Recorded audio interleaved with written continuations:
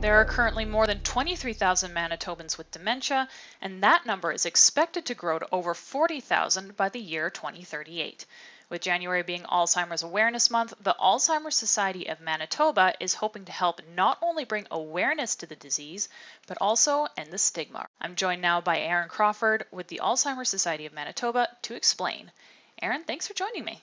Well, thank you for your interest in the topic. It's a really important one. Why is it so important to raise awareness for dementia and Alzheimer's? Well, we still hear from people that stigma associated with dementia is a major factor for them. So 23,000 Manitobans have a dementia diagnosis.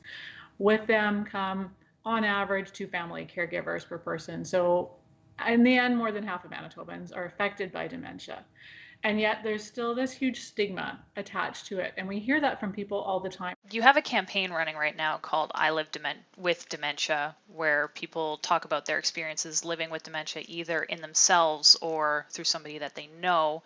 Why is it important to share people's stories? I think there's a couple of reasons. The first is that all of us relate better and understand something better. It's more meaningful to us when we hear about an individual person's story.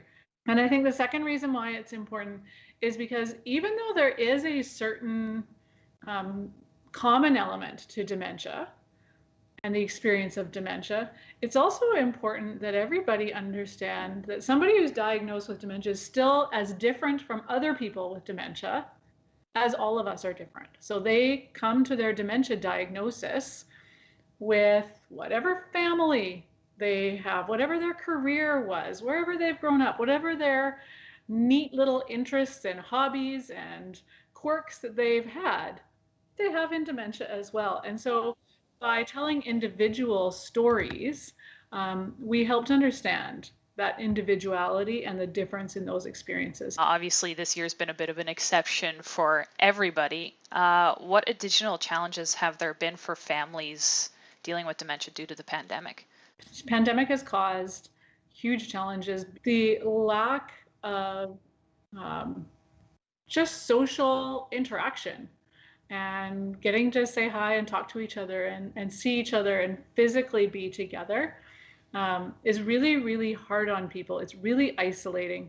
And if you have somebody who has dementia, they often may not be understanding why somebody is not visiting with them. And so that creates an extra layer of challenge where not only are they not getting the benefit of the interaction, but they are also upset because they don't understand why you're not coming to visit them. What kind of programs does the Alzheimer's Society have to help those with dementia? So we have a few different things. We have support groups for people with dementia, and we have support groups for caregivers. And we have transitioned those to a virtual Zoom format.